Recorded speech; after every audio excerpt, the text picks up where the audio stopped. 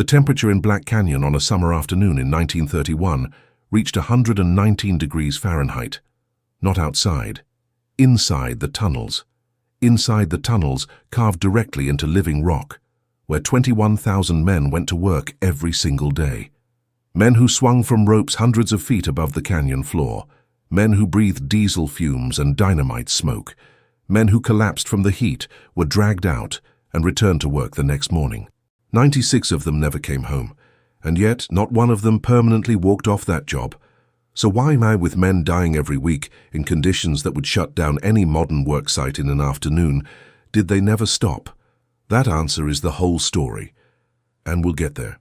But first you need to understand what America looked like in 1931, because without that, nothing that happened in Black Canyon makes any sense at all. If you enjoy learning how the world's most incredible engineering projects actually work, consider subscribing. On this channel, we break down the science and engineering behind the structures that shape our world. The Great Depression didn't arrive all at once. It crept in. And by 1931, it had hollowed out the country in ways that are genuinely hard to imagine from where we stand today. 1 in 4 American workers had no job. Not 1 in 10, 1 in 4. In some cities, the number was even higher. Banks had failed. Savings had evaporated overnight. Factories had gone silent. Farms had dried up and blown away, literally in some cases, as the Dust Bowl began to strip the topsoil from the Great Plains. Men who had spent their whole lives working, carpenters, miners, electricians, engineers, were standing in bread lines. Families who had owned homes were living in shacks built from scrap metal and cardboard, in camps the newspapers cruelly called Hoovervilles. And then, in the middle of all of it, word spread that the federal government was hiring. There was a dam project, out in the desert near Las Vegas, Nevada, which was itself little more than a small railroad town at the time. The government needed workers to build something that had never been built before, something that, if it worked, would tame one of the most violent rivers in America. The response was staggering. 42,000 men applied for 5,000 jobs in a single week. They came from 48 states. They drove, they hitchhiked, they walked. They showed up with families in tow, with nothing but the clothes on their backs and the desperate hope that maybe, there was a job with their name on it. Most of them didn't get hired that first round, but they stayed anyway. They built makeshift camps in the desert and waited, because going home was no longer an option. Home was gone. This is the world that built the Hoover Dam. A world where a dangerous job in 120-degree heat was not a last resort. It was a lifeline. But the real question, the engineering question, is what exactly were they being asked to build? And why was it so hard? The Colorado River in 1931 was not the controlled, regulated waterway we know today. It was something much wilder, something that had been carving through the American Southwest for millions of years, completely on its own terms. In spring, when the mountain snowpack melted, the Colorado would surge, it would flood, it would tear through everything downstream with a force that farming communities in California and Arizona had learned to dread. In 1905, the river had broken through an irrigation canal and flooded an entire agricultural basin in Southern California for nearly 2 full years, swallowing farms, towns, and everything in between. The river gave water to the Southwest, and then it took it back on a schedule that no one could predict and no one could control. By the early 20th century, 7 states were fighting over rights to the Colorado's water. Cities were growing. Farms needed irrigation. Hydroelectric power was the future of the American West. But none of it was possible as long as the river ran wild. The plan was audacious. Build a dam so massive, so structurally unprecedented, that it would hold back the entire force of the Colorado River. Create a reservoir large enough to store 2 years' worth of the river's total flow, and embed inside that dam a series of turbines that would generate enough electricity to power much of the Southwest. The site chosen was Black Canyon, narrow enough for a dam to span, deep enough that the canyon walls could anchor it.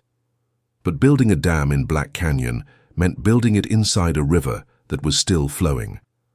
And that was the first impossible problem. You cannot pour concrete underwater. You cannot excavate a foundation beneath a raging river. Before a single block of the dam could be placed, engineers had to find a way to move the Colorado River itself. The solution was the diversion tunnels. Engineers designed 4 massive tunnels, 2 on each side of the canyon, bored directly through the solid canyon walls. Each tunnel was 56 feet in diameter. To give you a sense of scale, you could fit a 4-story building inside one of these tunnels and still have room to spare. Workers had to drill and blast their way through solid granite and basalt, using a machine they called the jumbo, a massive drilling platform mounted on truck beds that could position 40 men simultaneously to bore into the tunnel face at once. Once the tunnels were complete and lined with concrete, engineers built cofferdams, temporary earthen barriers constructed directly in the river current, to hold the Colorado back while the permanent excavation began. The upstream cofferdam alone rose 96 feet above the riverbed. The river was redirected.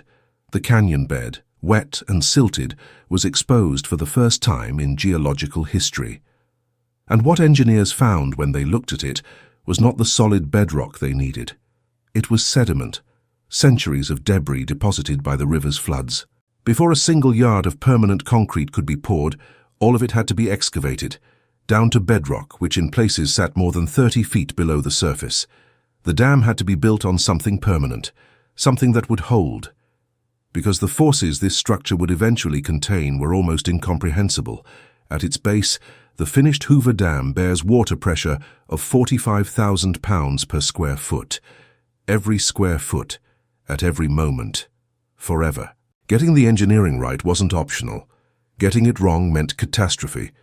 The consortium that won the contract to build the dam was called 6 Companies, Inc., 6 construction firms that had pooled their resources because no single company at the time was large enough to take on the project alone. Workers earned about 62.5 cents an hour, decent wages for the Depression era, though nowhere near enough to offset what they were about to endure. In summer, the air temperature in the canyon regularly exceeded 120 degrees. Inside the tunnels, where diesel-powered machines burned through oxygen and pumped exhaust into enclosed spaces, it climbed even higher. Workers described it as standing in front of an open furnace. The rock itself radiated heat. There was no ventilation. There was no air conditioning. There was barely any clean water in the early months. But the heat, as terrible as it was not the most dangerous thing in those tunnels. The most dangerous thing couldn't be seen, and for a long time, it was actively hidden.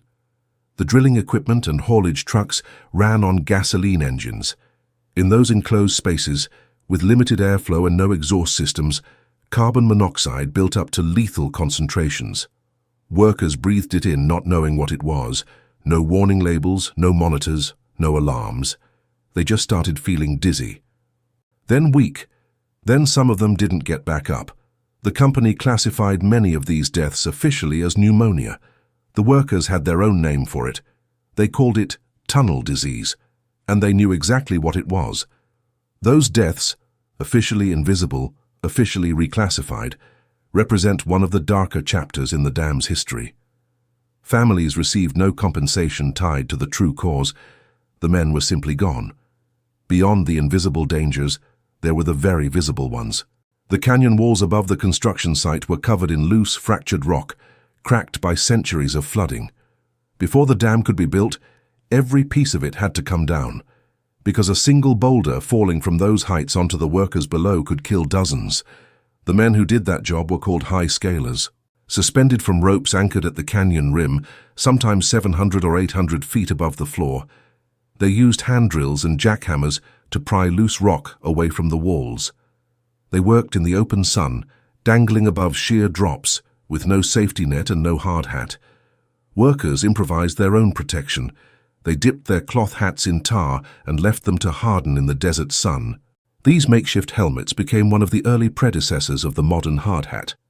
Engineering improvised out of necessity by men who understood that without something protecting their heads, they were simply targets. The high scalers became famous on the worksite. They moved along those canyon walls with a speed and confidence that made onlookers stop and stare. They developed their own culture, their own pride. They also fell. And falling, in Black Canyon, meant only one thing. The first person to die in connection with the Hoover Dam did not die at a construction site. He died in the river. His name was John Gregory Tierney. On the 20th of December 1921, nearly a decade before the dam's construction even formally began, he was part of a Bureau of Reclamation survey crew searching for the ideal dam location. The Colorado River rose without warning. A flash flood swept through the canyon. John Gregory Tierney was lost in the current. His body was never recovered. It took almost 2 weeks for news of his death to reach Las Vegas, and in the local newspaper, a company spokesperson commented on the accident with a bluntness that tells you everything about the era. When Tierney was lost, he said, it completely demoralized their forces. About 15 men quit immediately, but they would be replaced, and the work would go on. And so it did.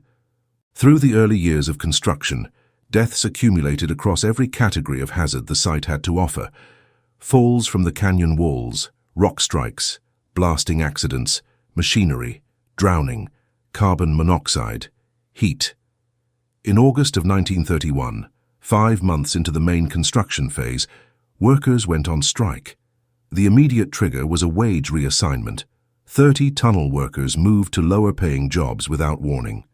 130 workers stopped immediately. Their demands went deeper than the wage cut. They were asking for better air in the tunnels, for clean water, for conditions that acknowledged what they were actually facing every day. The government's response was swift. Federal marshals were deployed. Officials stated that troops would be available at the first sign of violence. The Secretary of Labor refused to get involved, telling strikers they were fighting a lost battle. 5 days after it began, the strike was called off. Workers had won almost nothing. The company guaranteed it would not further cut wages. It added some lighting to the tunnels. It put in ice water stations, and then work resumed. And here is where the central question of this story presses hardest, because this is the moment where it becomes most difficult to understand why they stayed. The government wouldn't help, the company wouldn't give ground, men were dying, and yet they went back. We will come back to why. But first, there is one more story that belongs here. The last person to die on the Hoover Dam project was a 25-year-old electrician's helper named Patrick William Tierney. He fell from one of the intake towers on the Arizona side of the dam on December 20th, 1935. He fell 320 feet. December 20th. Patrick Tierney's father, John Gregory Tierney, the surveyor who had drowned in the Colorado River while searching for the dam's location, had died on December 20th, 14 years earlier. To the day, the same date, the same project, father and son, the first name and the last name on the Hoover Dam's official record of the dead. Patrick had grown up knowing his father had died for this dam. His mother hadn't wanted him to go. She was afraid. He wrote back to her from Black Canyon, describing the hard work, the heat, the steep terrain. He was learning to be an electrician. He had a wife. He had a 3-year-old son. His widow received $100 in death benefit. She took it, returned home with her little boy, and started over. Their names, John Gregory Tierney and Patrick William Tierney, are both engraved on the memorial plaque at Hoover Dam today. The first and the last. The bookends of a project that cost so much. And between those two names, 94 others, 94 documented deaths, and an unknown number more. So why did no one stop? To fully understand that answer, you first need to see what they were actually building. The Hoover Dam is an arch-gravity dam. The idea behind it is elegant. A gravity dam holds back water through sheer mass and weight. An arch dam curves upstream, transferring the pressure of the water horizontally into the canyon walls on either side. The rock itself becomes part of the structure. Hoover Dam combines both principles. It is heavy enough to resist the water through mass, and it curves upstream, distributing that same force into the canyon walls. At the base, it is 660 feet thick. At the crest, 45 feet, 726 feet tall, 1,244 feet wide. The scale of concrete required was unlike anything that had ever been attempted. Workers poured approximately 3.25 million cubic yards of concrete, enough to pave a 2-lane highway from San Francisco to New York City. It was the largest concrete structure ever built, surpassing even the Great Pyramid of Giza in volume. But concrete at that scale presented a problem that had never been solved before. Concrete generates heat as it cures. At this volume, engineers calculated the heat would take approximately 125 years to dissipate on its own, and concrete that cools too slowly, in massive, uncontrolled blocks, will crack. A cracked dam holding back the entire Colorado River is not a setback. It is a catastrophe. The solution was a refrigeration system embedded inside the dam itself. A network of 1-inch steel pipes was laid inside each block of concrete before it was poured, through which chilled water was continuously circulated to carry the heat away. The construction site ran its own ammonia refrigeration plant to supply that chilled water at scale. When each block had cooled sufficiently, the pipes were sealed permanently inside the structure with cement. In total, approximately 590 miles of cooling pipe were embedded inside the Hoover Dam. Inside a single structure, the concrete was not poured as one continuous mass.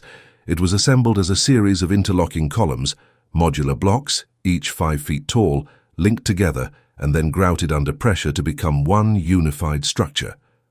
The base required 230 of these interlocking blocks. This approach, the cooling pipes, the modular columns, the pressure grouting, was not borrowed from any previous project. It was engineering science developed specifically for this dam. There was no precedent to follow. Engineers were solving problems that had never been solved. Inside the dam's body, 17 massive turbines were installed. Water falls from the reservoir through enormous steel pipes, drops to the turbines below, spins them, and the generators produce electricity transmitted across the southwest. The power plant generates enough electricity to supply more than 1.3 million homes. The dam was handed over to the federal government on March 1, 1936, 2 years ahead of schedule. Under budget. The tallest dam in the world. Now we come to the question that has been sitting at the center of this story from the beginning. With all of that, the heat, the carbon monoxide, the falls, the strikes that changed nothing, why did they stay?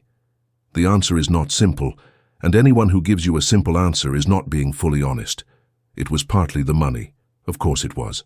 62.5 cents an hour was real money in 1931. It was the difference between feeding your children and having nothing. You do not walk away from that when the alternative is a breadline, but wages alone are also a reason to leave when the work becomes obviously deadly. People have always found ways to survive without dying, so money does not fully explain it. These men were living through the deepest economic humiliation America had ever experienced. The Depression had stripped away the story that working men had always told themselves about their own worth, that your labor meant something, that through your work you took care of your family and your country took care of itself. That story had collapsed, and millions of men stood in lines waiting for someone to give them bread. Men who had worked their entire lives, men who had done everything right. The dam gave something back that the Depression had taken. It gave them something to point to. When you have no job and your children are hungry and you feel invisible, and then someone puts you to work on something genuinely, visibly, undeniably enormous, something changes inside you. These men were building the largest dam in the world. They were moving a river. They were doing something that had never been done. And they knew it. High scalers, the men dangling from ropes above the canyon floor, developed such fierce pride in their work that some performed acrobatic flips on the ropes to show off, not for management, for each other. Because that work, as brutal as it was theirs. They owned it in a way they owned nothing else in their lives at that moment, and they could see what they were building. Every day the dam was a little taller. Every week the canyon looked a little more transformed. They understood that when this structure was finished, it would change the American Southwest forever. Cities would grow, farms would be irrigated, lights would come on in homes that had never had electricity. Their children would grow up in a world with electricity and clean water because of what their fathers endured. That is not abstract. That is not a poster on a wall. That is a man going home at the end of a brutal week in those tunnels, looking at his child, and knowing with certainty that this child will have a better life because of what he is building right now. On September 30th, 1935, President Franklin Roosevelt came to the canyon for the dedication ceremony. About 20,000 people stood in 102-degree heat to witness the moment. Roosevelt called the dam an engineering victory of the first order, another great achievement of American resourcefulness, skill, and determination. He was right, but what he was really witnessing was something deeper than engineering. He was witnessing what happens when people who have nothing are given the chance to build something permanent, when the invisible are handed a task so large it cannot be ignored. When men who have been told their labor has no value put their hands on rock and steel and river water and prove otherwise. The workers watching that speech knew the men who hadn't made it. They knew the names, they knew the families, they knew about the carbon monoxide and the falls, and they also knew what was standing in the canyon behind the president. They had built that. No one could take that away. The Hoover Dam has now stood for more than 90 years. It is still operational. The turbines still spin in that powerhouse carved into the canyon rock. The water still flows. The electricity still travels across the transmission lines into Nevada, Arizona, and California. The dam's generators supply power to more than 1.3 million homes. Lake Mead, the reservoir it created, is the largest by volume in the United States. Engineers who have studied the structure in recent decades consistently express the same quiet astonishment. Not just that it is standing, but that it is performing almost exactly as the original designers intended. Designers who worked without computers, without simulation software, without the tools we now consider essential. They did it with slide rules, hand calculations, and first principles understanding of the problem. The dam is expected to remain structurally sound and operational for at least another century. Near the dam, there is a memorial plaque. It lists the names of the workers who died. Among them you will find two names, J.G. Tierney, Patrick W. Tierney, father and son, first and last, 14 years between them, the same date. There is also a mosaic floor in the dam's dedication plaza, embedded with a star map showing the exact position of the northern hemisphere sky at the moment Roosevelt dedicated the dam. The idea was that future astronomers, thousands of years from now, could look at that floor and calculate the exact date the structure was built. The stars themselves recorded the moment. The men who built this dam were not thinking about posterity. They were thinking about making it to the weekend, about getting paid, about getting home to their families. But posterity noticed anyway. The best engineering eventually becomes invisible. The lights turn on, the water flows, the city grows. And no one thinks about how. No one thinks about the canyon in the summer heat, or the men on the ropes or the tunnels filling with exhaust. But it was built by human hands, by 21,000 people who needed work so badly they were willing to face things no safety board today would permit. Who took pride in something enormous when everything else had been stripped away from them? Who kept going, day after day through heat and grief and loss, because stopping was not really an option. They did not do it for fame. They did it because someone had to, and because their children would grow up in a world with water and light, in no small part because of what their fathers endured in that canyon. 90 years on, it stands, just as they left it. The men who built the Hoover Dam didn't do it for fame. They did it because someone had to. And because of them, an entire region of America came to life. If stories like this matter to you, the kind that most history books skip over, this channel exists for exactly that. Every week, we go inside the construction that changed the world, the engineering no one thought was possible, the people who built it anyway. Subscribe to Impossible Builds, and if this story stayed with you, share it with someone who needs to hear it.